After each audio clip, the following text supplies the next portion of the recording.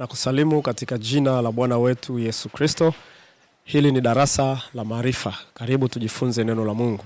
Tukisoma kile kitabu cha Zaburi sura ya 51 na ule mstari wa 17. Zaburi ya 51:17.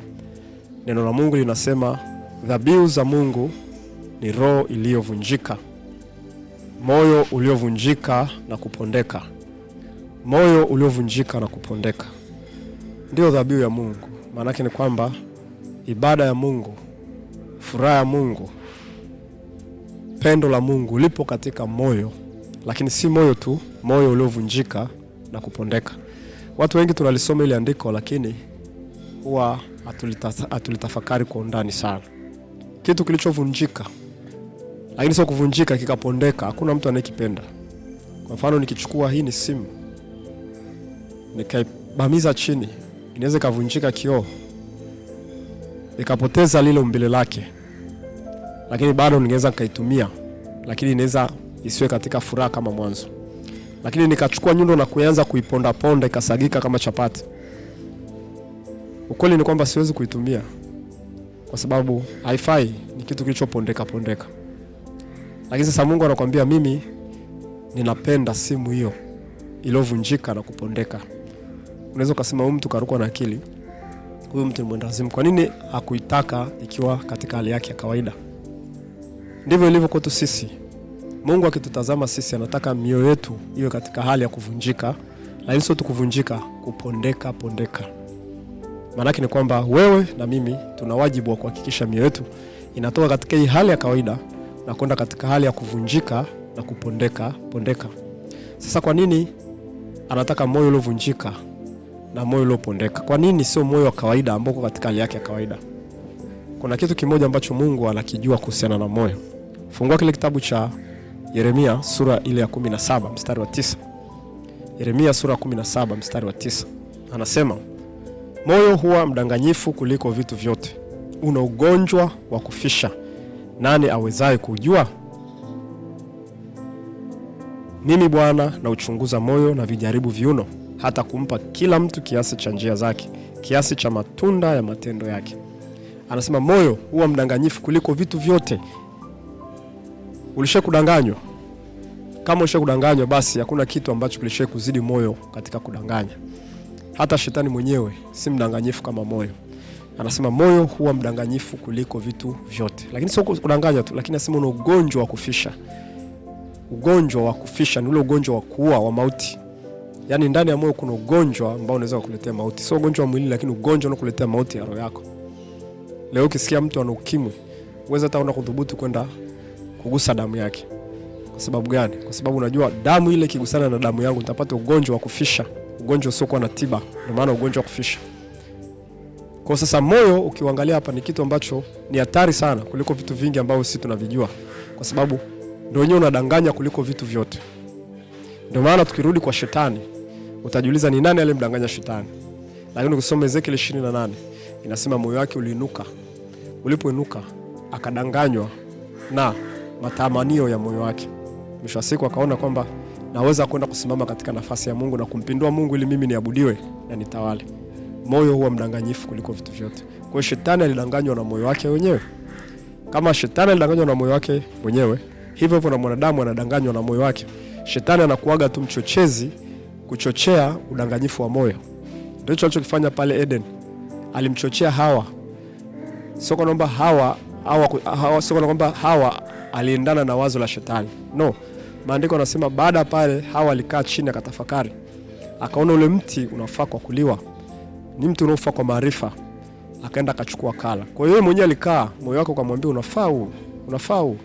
Hata shetani alikwambia unafaa huu, akaenda kala. Mwisho wa siku akaingia katika shida ambayo mpaka sisi leo hii tunaipitia. Hiyo yote ni kwa sababu gani? Ni kwa sababu ya asili ya moyo wa mwanadamu. Kwa hiyo Mungu hataki moyo huo wa kwako, hauhitaji. Anahitaji moyo uliovunjika na kupondeka. Moyo ambao haufai, hauwezi kujicontrol, hauwezi kujiamulia, hauwezi kujiona hata wenyewe ni kitu mbele zake. Sasa kazi kubwa tulionayo ni sisi tuhakikishe huu moyo tunaupataje.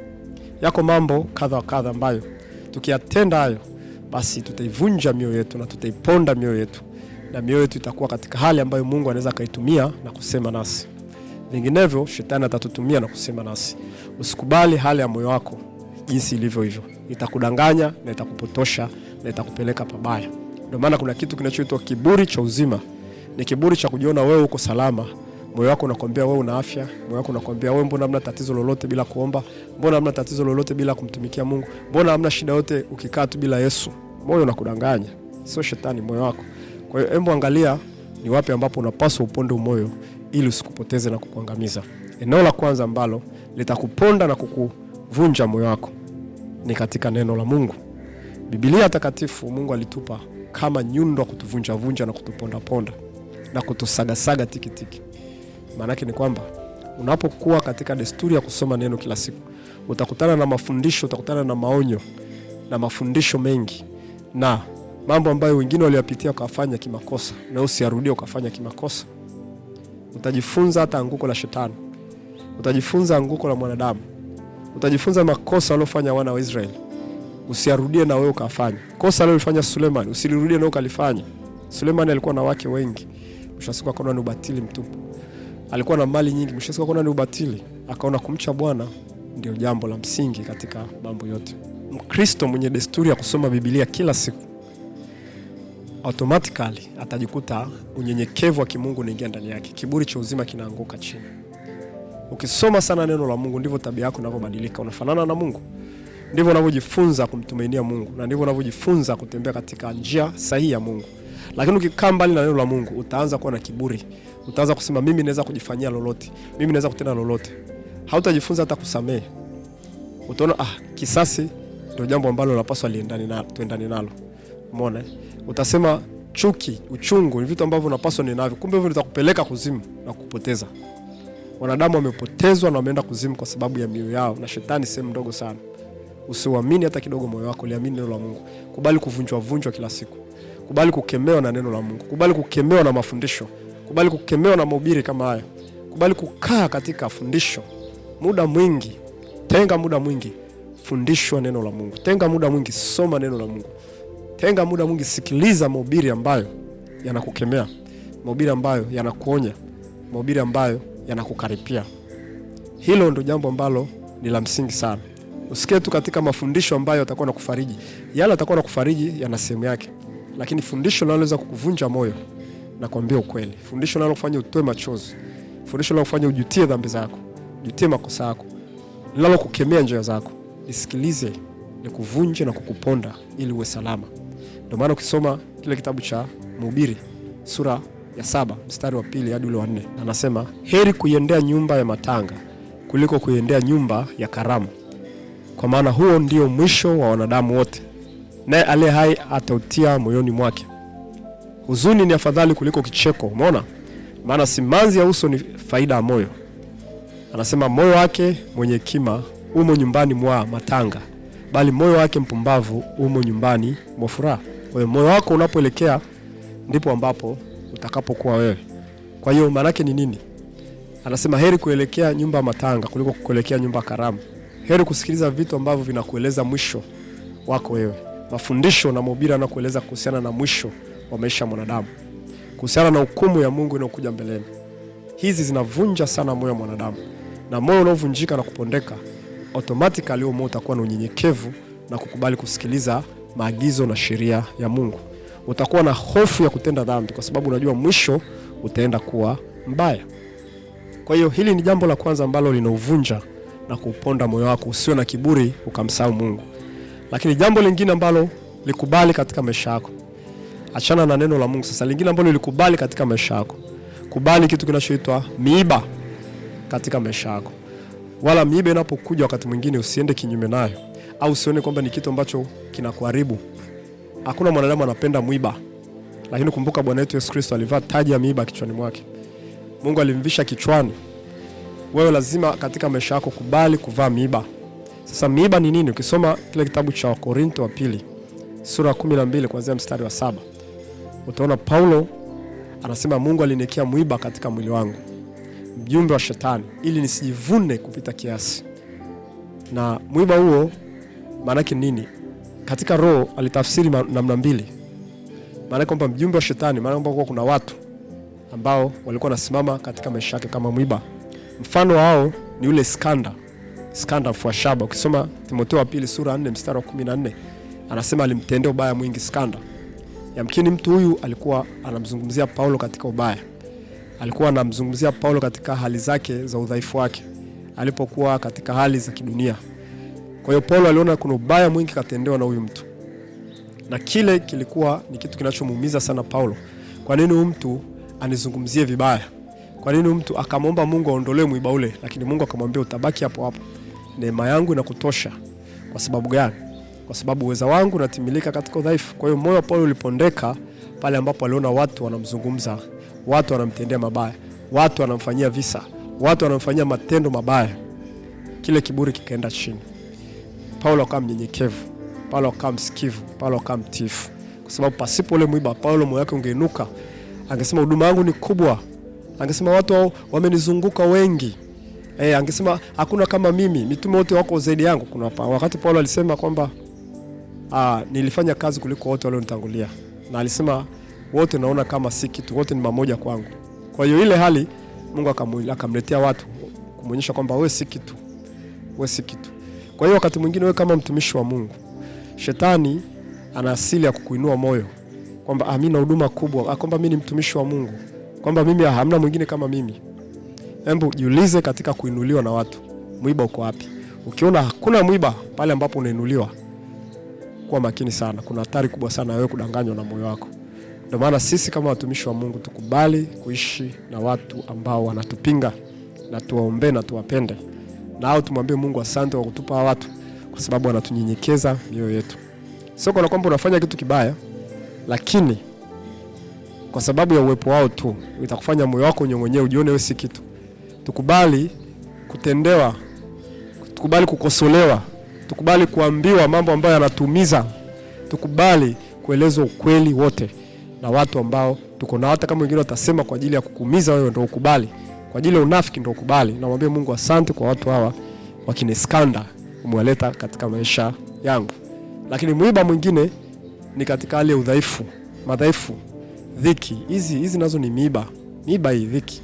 Maana Paulo hapa anasema mbele, napendezwa na dhiki, napendezwa na udhia, napendezwa na mateso na adha kwa sababu ya Yesu Kristo. Wakati mwingine ni kuambia ukweli. Kwa nini watu ambao wanakuwa ni wagonjwa wanakuwa na unyenyekevu kwa Mungu? Kwa nini watu ambao wanakuwa ni wagonjwa wanakuwa na unyenyekevu mkubwa kwa Mungu? Tofauti na watu wenye afya. Ile dhiki ya mwili inamfanya amrudie Mungu wake, asilimia kubwa, si wote. Au kwa nini maskini wengi wanampenda Mungu, au kwa nini maskini wengi wanamuitikiwa kimungu zaidi ya matajiri? Ndio maana Yesu anasema aliwachagua maskini wa dunia kuwa matajiri wa imani. Kwa nini wanakuwa na utajiri wa imani? Kwa sababu zile dhiki zao zinawafanya wamtegemee Mungu katika yote. Wameshapondwa mioyo yao, hawana tegemeo lingine isipokuwa nani? Mungu. Ndio maana Yesu anasema ni ngumu sana kwa tajiri kuingia katika ufalme wa mbinguni. Ni rahisi kwa ngamia kupenya katika tundu la sindano, lakini tajiri ni shida. Kwa hiyo lazima ukubali kupondwa. Lazima ukubali kwamba katika dunia, katika dhiki zake, shida zake, mateso yake, masumbufu yake, ni vitu ambavyo vinafanya moyo wako upondeke ili Mungu aweze kukusaidia usidanganywe na moyo wako. Kwa hiyo kubali sana mwiba katika maisha yako. Kubali sana kusoma neno katika maisha yako. Kwa hiyo haya ni mambo makuu sana ambayo natamani wewe uyafanyie kazi na mazoezi, ili kwamba moyo wako ushuke chini, uwe katika kumtumainia Mungu. Na jambo la mwisho kabisa ambalo linaweza kuuponda moyo wako ni kuhakikisha unajiwekea hazina mbinguni. Maandiko yanasema kwenye kitabu cha Mathayo sura 6 mstari wa 19 na 21. Inasema kwa maana hazina yako ilipo ndipo utakapokuwepo na moyo wako. Ukiwekeza katika mambo ya kidunia sana, tafsiri yake ni kwamba dunia itakuwa ndiye msaada wako. Lakini ukiwekeza katika mambo ya Mungu, maana yake ni kwamba Mungu ndiye atakayokuwa msaada wako. Una tegemeo lingine. Umeona? Kwa mfano yule mwanamke alikutana na Elia. Alipokutana na Elia, Elia akamwambia nitengenezee mimi mkate kwanza nile. Yule mwanamke akakubali, akasema nitafanya, acha nikafe na kupotelea. Maana kwamba aliamua kujitoa kwa Mungu bila kujali kesho itakuwaje. Hiyo kampelekea moyo wake kuwa katika hali ya unyenyekevu. Inapelekeaga tu siku zote. Hivyo ndivyo ninavyopaswa ni, kwa sababu wanadamu wengi wamejiwekea zina ulimwenguni sana, wakamsahau Muumba wao. Na mwisho wa siku mioyo yao iko kule. Mwisho wa siku anaonekana yule tajiri ambaye alikusanya mali nyingi, mwisho wa siku akaambia usiku wa leo naitaka roho yako. Na siku zote watu wanakuwa na kiburi cha kimaisha, kiburi cha ulimwengu, kiburi cha kidunia kwa sababu mioyo yao iko duniani. Jiwekea hazina mbinguni. Tumia nguvu zako nyingi kufikiri mambo ya mbinguni. Tumia mali zako kuwekeza katika mambo ya ufalme wa mbinguni. Utakuwa na moyo uliovunjika na kupondeka mbele za Bwana. Hautakuwa na kiburi cha hii dunia. Hautakuwa na kiburi cha watu waovu katika ulimwengu. Lizingatie sana hilo. Kwa hiyo mambo makubwa sana ambayo ni muhimu ni haya mawili ya kwanza. La kwanza ni hilo, hakikisha kabisa neno la Mungu kila siku unasoma, moyo wako unavunjika na kupondeka hapo. Eneo la pili, kuhakikisha miiba, dhiki usizipuuzie. Maana hapo ndipo ambapo pia moyo wako unavunjwa na kupondwa. Mungu anapendezwa na mioyo namna hiyo, ni dhabihu ambazo Mungu anapendezwa nazo. Mungu akubariki sana. Tutakutana katika darasa lingine.